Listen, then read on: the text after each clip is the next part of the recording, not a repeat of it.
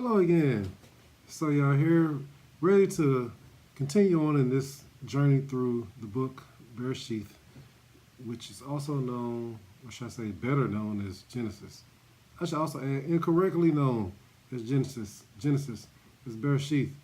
And as I stated to you when we first started this journey, this study in the book, let it be said that this is not the beginning, this is our beginning.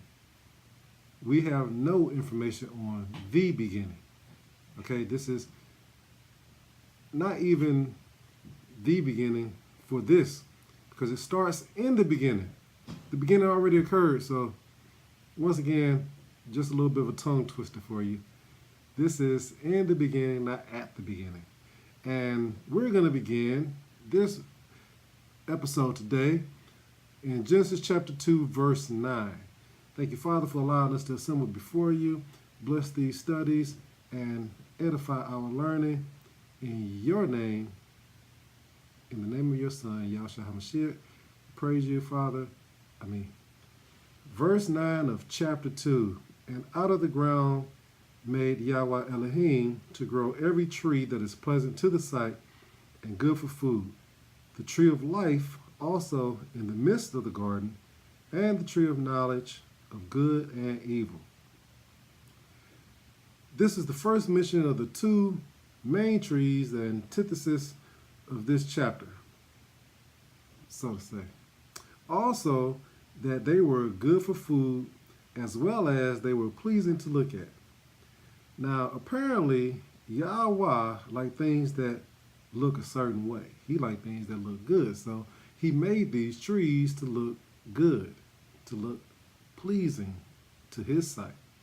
If they're pleasing to his sight, they're going to be pleasing to our sight. He made them to be attractive in his eyes. Now, whatever was inside the trees, inside the plants, he ensured that the outside was pleasing to the eyes. So you were made to be like him. In that, is it any wonder that we are attracted to what we like to see first?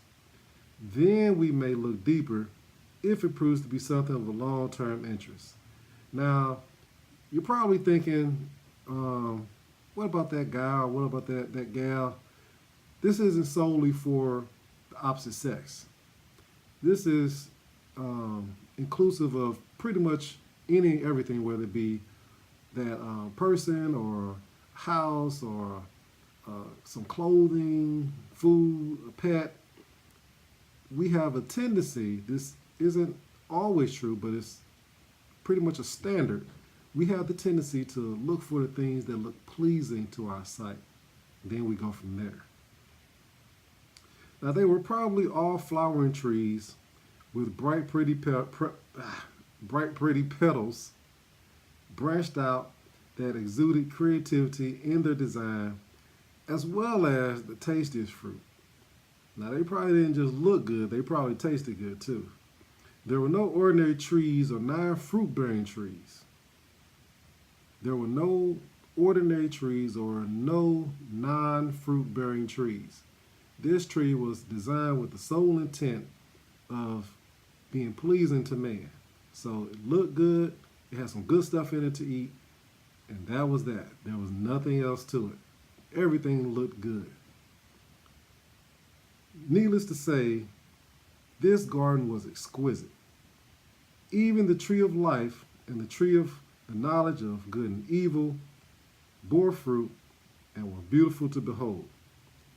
Now, this is interesting. What are plants? Now, according to the verse, it didn't specify that Yahweh did not make them. He did not form them. Instead, he caused them to grow out of the ground. Where did they come from? Verse 8 says he planted this garden. Okay, where did the seeds come from? Did he make them? Did they come from wherever they, that is, Elohim, did the seeds come from where they came from? And what about the rest of the plants on the planet? What about the plants underwater? Where did all these plants come from? Now, it doesn't say that he planted every plant on the earth, although I would fathom the guess that other Elohim planted the other plants, and perhaps they even brought or planted the plants that they liked. You know, that would explain why we have such a variety of plants. Nonetheless, he did plant the plants that were in the garden. Now, I'm going to bring this up. Well, no, I'm going to wait. And you'll see why I wait is. It's really good, but you're going to have to wait for it. It's about that word replenish. When he told man in chapter 1 to replenish the earth. And now we're talking about plants that seem to have no earthly origin, so to say. So I'm going to leave that alone for now. I got to turn these alerts off again. Excuse me just a moment. There we done. Back to it. Verse 10.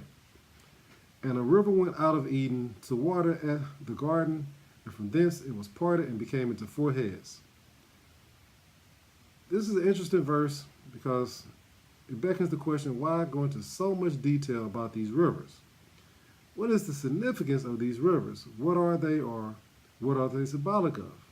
Well, the only thing I can consider is that these rivers were mentioned to give us a marking, somewhat of a location of where the Garden of Eden was located. Now, as important as these rivers are, we don't necessarily have them to say, okay, the garden was right here, and then we go there and find the garden and eat from the tree of life and live forever. That's not the case. However, I do believe that knowing where these rivers merge could give us some idea where the garden might have been. Because obviously it's not there now. If it was, you probably wouldn't want to try to go in anyway, and we'll get to that later.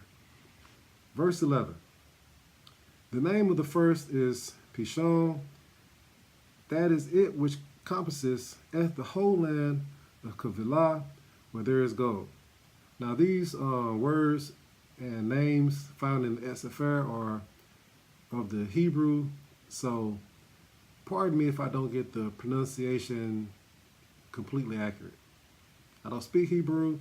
I took some training in it, but I've since pretty much forgotten it, all except for one word, and I can't even remember that word at this time. So, pardon my Hebrew, but I'm going to go with it as best I can, and if you want to get the Sefer or find out the names of all these things and correct them for yourself, that'd be just fine.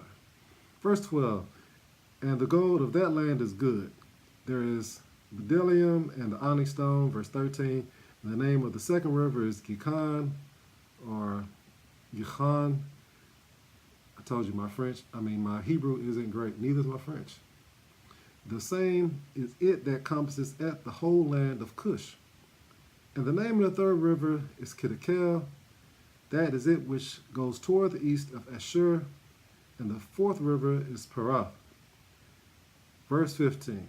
And Yahweh Elohim took at the man and put him into the Garden of Eden to dress it and to guard it.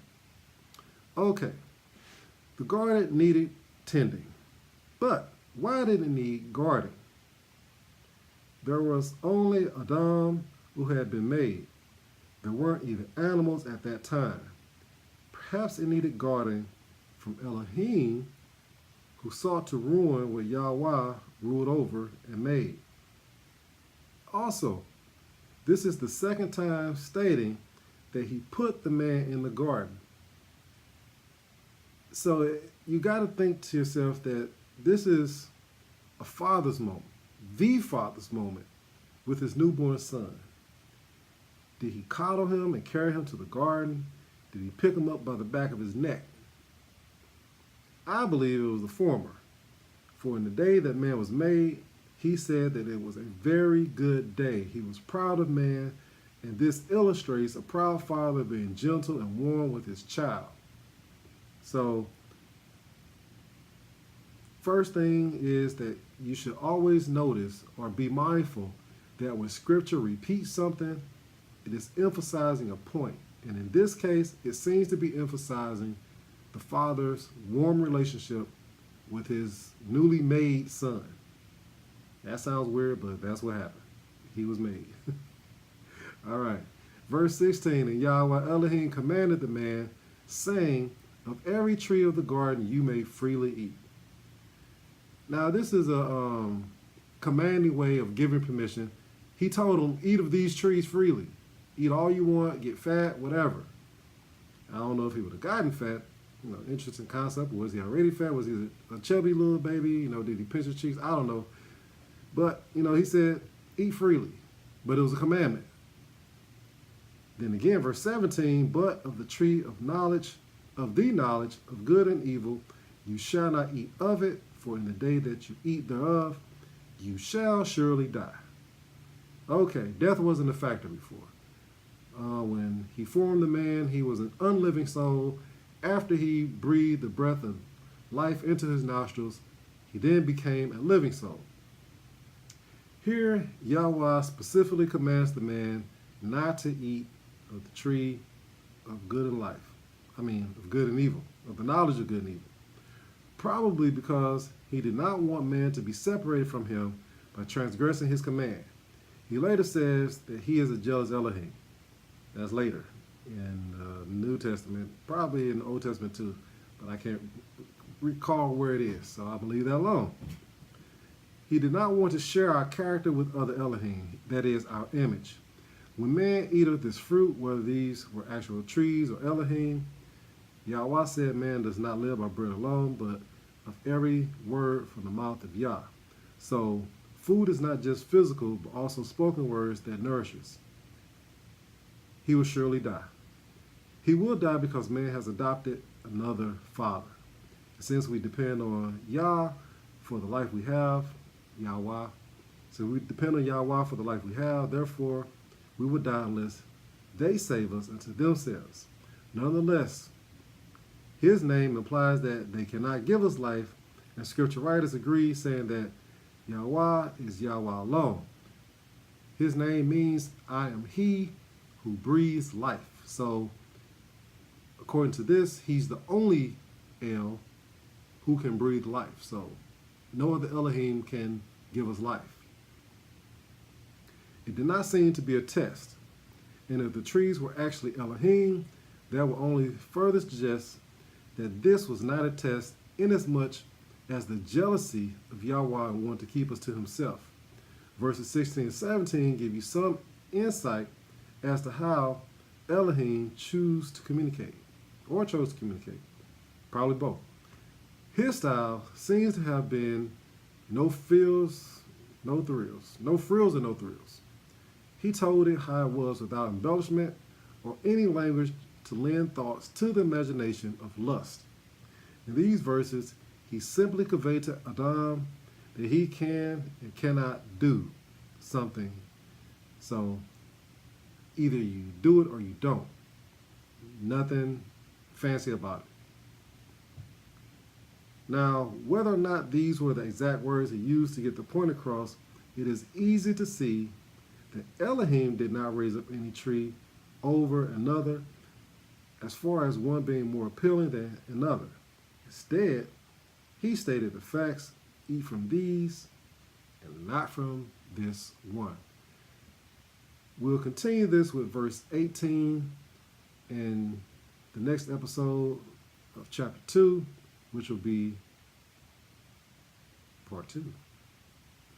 Well, thank you again for joining me today. I hope this has been as much fun for you as it is for me. Join me next time as we explore Genesis chapter 2, starting with verse 18. I am your servant of Yahweh. Enjoy this good day.